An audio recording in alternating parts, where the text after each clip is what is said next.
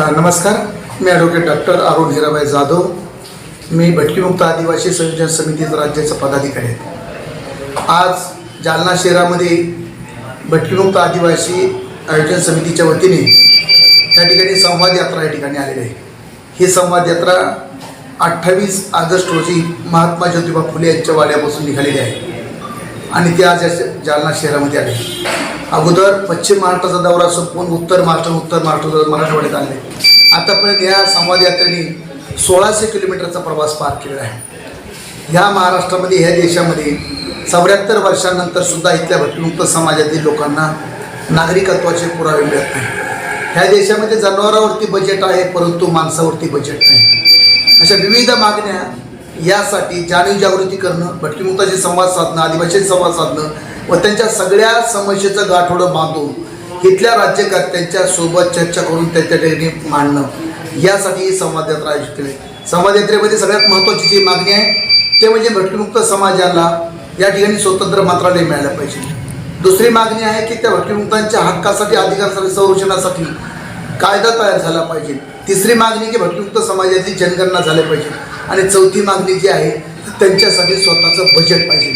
आता 4 महत्त्वाच्या मागण्या, त्या मागण्या घेऊन वाडी वस्तीवरती जाऊन चर्चा करून, लोकांना करून, अनेक संस्था संघटना या ठिकाणी एकत्र करून ह्या ठिकाणी प्रत्येक जिल्ह्यामध्ये जाऊन त्या ठिकाणी हा कार्यक्रम हाती घेतला जातो.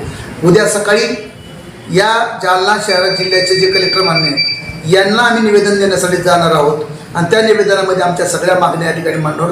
त्या मागण्या मांडत असताना जालना जिल्ह्यातील सर्व भटकीमुक्त आदिवासी समाजामध्ये काम करणाऱ्या संस्था आणि संघटना ह्या सगळ्या एकत्रित या ठिकाणी निवेदन देणार आहेत आणि इथल्या अधिकाऱ्यांना सांगणार आहेत की इथल्या आमचं जे काही मागणी आहे, या लोकांचं म्हणणं आहे ते तुम्ही राज्याच्या सरकारला कळवू, ही या ठिकाणची भूमिका आहे. धन्यवाद.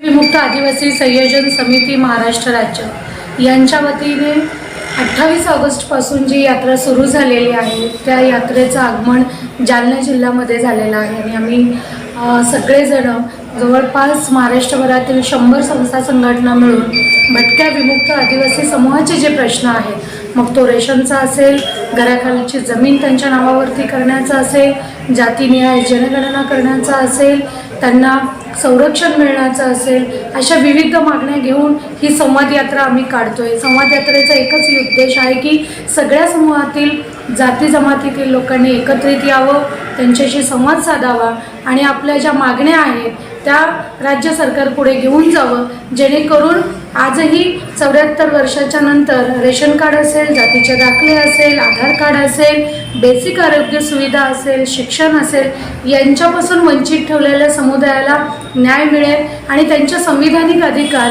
जे त्यांच्याकडून हिरावून घेतलेले आहेत ते त्यांना मिळतील. या कारणासाठी ही यात्रा निघालेली आहे. जालन्यामधील सर्व लोकांना आम्ही आवाहन करतो की उद्या होणाऱ्या यात्रेमध्ये आपण सगळ्यांनी मोठ्या संख्येने सहभागी व्हावं व ही यात्रा यशस्वी करावी.